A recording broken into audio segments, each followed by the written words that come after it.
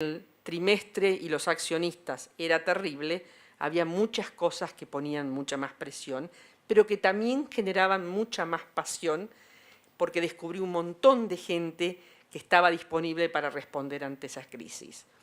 En mi recorrido por Naciones Unidas he trabajado también en las fuerzas de paz, me ha tocado ser responsable de todo el despliegue de la logística, el financiamiento, los recursos humanos de las fuerzas de paz, 9.000 millones de dólares de presupuesto y estar en todos los lugares, como yo siempre digo, en aquellos lugares que no están en ninguna guía turística. Bueno, yo los recorrí todos, y ahí de nuevo ver de primera mano el sufrimiento, ver de primera mano lo que la gente, lo que le pasa a la gente a través de los grandes conflictos que hay en el mundo, y descubrir algo muy importante, que es que las diferencias culturales son significativas entre todos nosotros, pero que al final de la historia, si somos capaces de conectar con el otro es un ser humano, es una persona. Entonces hablo mucho, a través de los ejemplos que doy, de la empatía, de la capacidad de ponerse en los zapatos del otro, y de que a partir de poder ponerse en los zapatos del otro, uno no necesariamente tiene que pensar como el otro, pero que sí tiene que entender qué piensa el otro. Y esa es una forma de construir soluciones, y hablo en ese sentido de la guerra de la República Democrática del Congo, que tuvo lugar en el año 2013, en el cual una ciudad como Goma, que es la ciudad más importante de la República Democrática del Congo, en el límite con Ruanda, una ciudad de 1 millón de personas cayó bajo el control de los rebeldes, que hicieron desastres. Las mujeres y los niños sufrieron mucho, y no había ningún contacto ni ninguna conexión.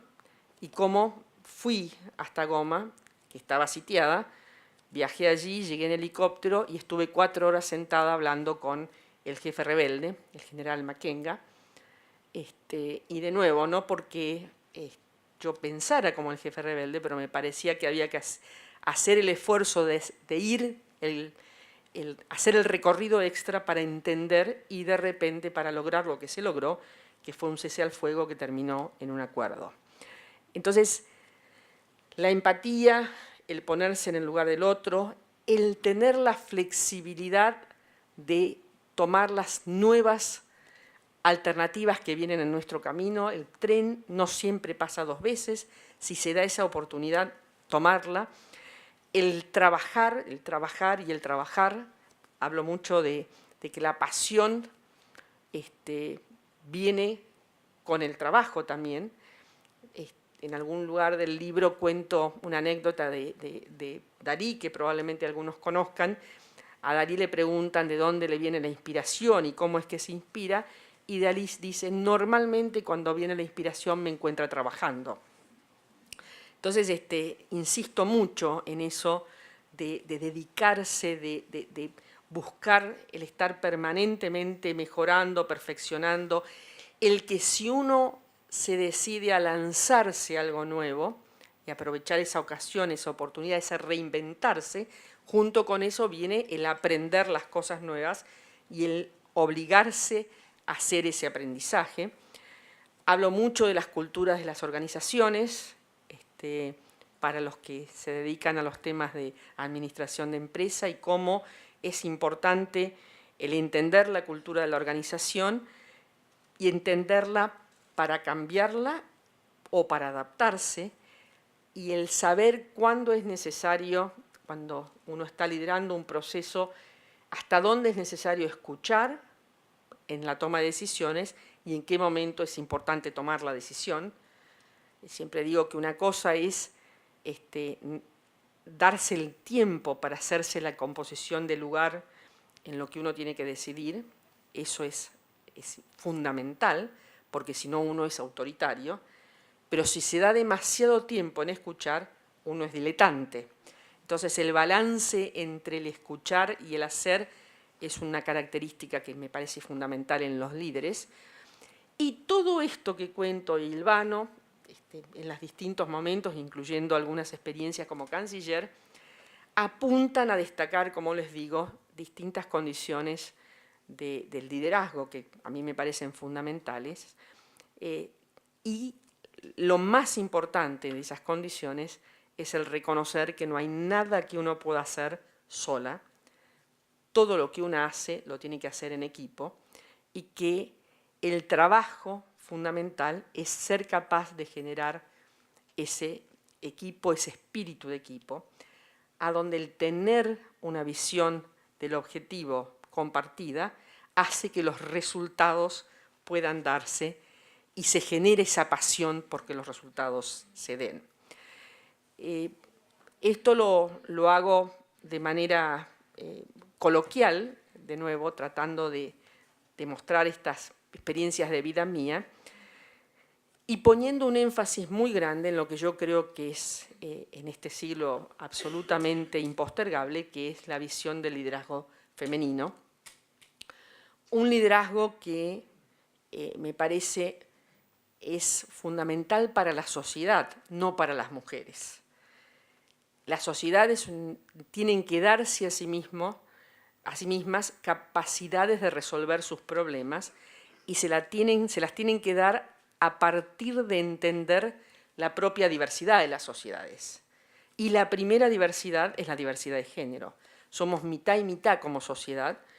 Las mujeres y los hombres tenemos perspectivas distintas, encaramos los problemas de manera distinta, ergo tenemos que encarar las soluciones de manera compartida.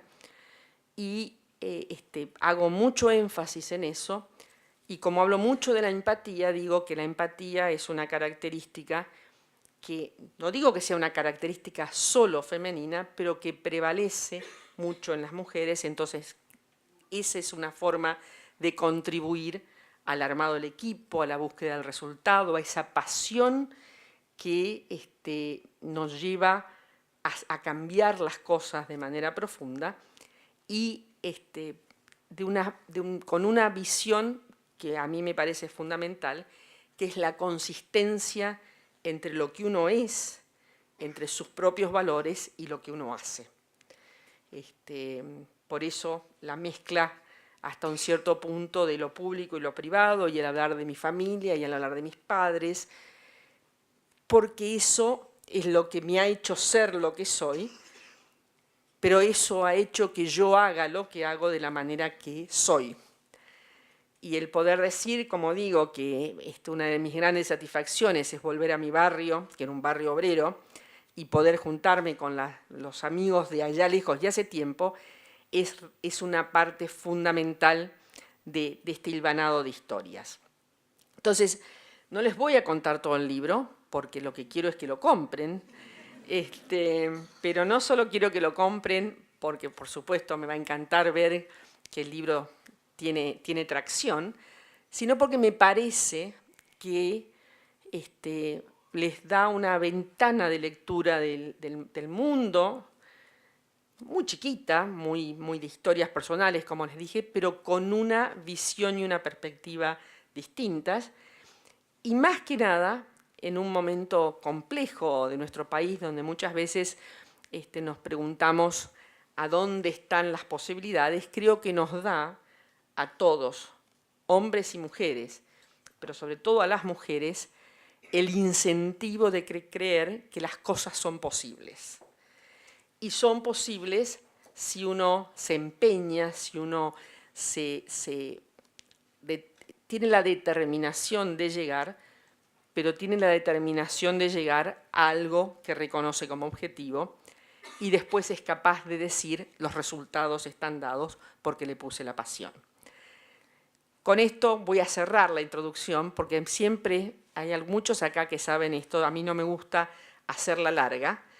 Creo que lo fundamental es la interacción, el intercambio, y me parece que da para que podamos conversar y que podamos explorar con más profundidad a través de la intriga que pueda generar lo que les he dicho, lo que el libro representa. De nuevo, gracias a la universidad, gracias a todos los que vinieron con la lluvia y con un día no invitaba demasiado a salir, y espero que este recorrido mío, este hilvanado mío de historias, les sea útil, sobre todo a los muchos jóvenes y muchas jóvenes que veo aquí, que tienen todo por delante y que sin duda lo que tienen por delante depende en un alto porcentaje en la forma que se dispongan a recorrer el camino.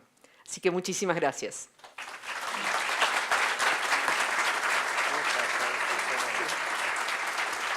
Muchas gracias, Susana. Ahora en este espacio la licenciada, magíster Claudia Guevara, que es la directora de la carrera de la licenciatura en Relaciones Internacionales, va a hacer una entrevista a Susana aquí con todos ustedes, a partir de algunas preguntas que han surgido de los alumnos de la carrera y de algunos docentes también, y se han ido sumando otras cuestiones a partir de que sabíamos que ella iba a tener este espacio. Así que, Claudia, si quieres pasar.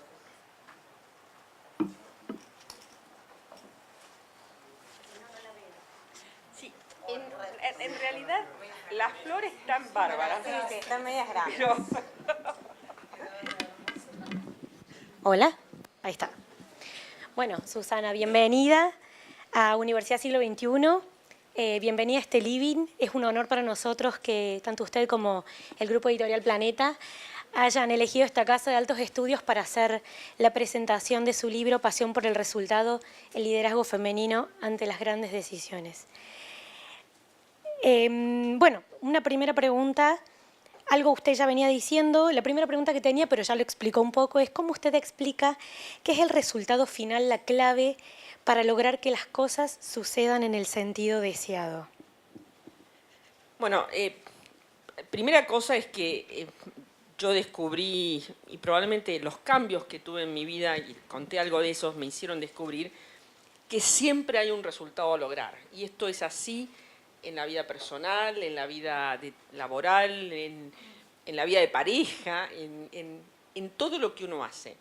Y es fundamental entender precisamente cuál es ese resultado para poder trabajar de manera consistente y empeñarse en llegar y hacerlo con pasión, porque insisto, para mí la pasión es lo que hace la diferencia. Eso es lo que hace que, sobre todo cuando hablamos de resultados compartidos en empresas, en organizaciones, eso es lo que hace que la gente se amuche, se junte y trabaje en pos de lograrlo. Y para mí es absolutamente esencial que se entienda cuál es el objetivo y cuál es el resultado que aspiramos, porque es el diferencial de que las energías, que siempre se ponen energías positivas en lo que uno hace, pero que las energías aparte sean efectivas, que hagan que se produzca un impacto. Y para mí, como lo puse en el título, es el diferencial que caracteriza mi experiencia y mi carrera. Bien. Usted habla de la capacidad de ver más allá, ¿sí? ¿Y se puede esto enrolar con el concepto de fe de Unamuno, que dice que fe no es creer aquello que no se ve, sino crear aquello que no existe? Bueno, yo hago referencia a Unamuno en el libro, a mí me encanta Unamuno, así que si yo supiera realmente escribir bien, Unamuno sería mi referente. Lo que he hecho acá es una cosa más modesta, que es simplemente volcar experiencias. Seguro que definitivamente el que uno entienda que está en sus manos, está en su capacidad, el hacer realidad lo que no existe, es el gran diferencial. Y eso hace que la gente se conmueva por lo que tiene que hacer. Y el conmoverse muchas veces es conmoverse por cosas triviales, por cosas que uno podría decir no son inspiracionales. Yo les cuento, y acá hay mucha gente que sabe de esta historia. Cuando yo me fui de IBM, que fui por decisión, yo renuncié a IBM, y hay un capítulo dedicado a eso, que cuenta que yo sentí en un cierto punto que la IBM a la cual yo había entrado ya no era la IBM en la cual estaba, y ya no comulgábamos y no compartíamos. Medio presuntuoso de mi parte, ¿no? Yo no compartía la visión de la IBM y me fui a Telecom. Y en IBM yo tenía una posición gerencial importante, una empresa internacional significativa, y me fui a manejar operaciones en Telecom. Entonces, la gente que me conocía y que por ahí estaba un poco enojada porque yo me había ido de IBM, decía que me había ido de capataza. Y decía que me había ido de capataza medio de manera peyorativa, ¿no? Y la verdad que a mí me encantó el laburo de capataza. Que era, al principio, era tirar cables y los ductos y la lluvia y la sequía y que no llegaban las centrales. ¿Por qué? Porque mientras que hacía eso, que es la verdad, reconozcámoslo, no era en sí mismo un trabajo terriblemente motivador, descubrí que después que hacíamos eso,